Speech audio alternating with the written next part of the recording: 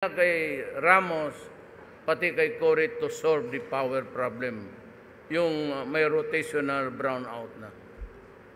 Alam mo, may isang senadora dyan, nagsabi, gave a statement. On that day, kaya alam mo, malaking pera to, and this is, there's the danger that this will be for money will be misspent, ganon. It will just be a graft and corruption.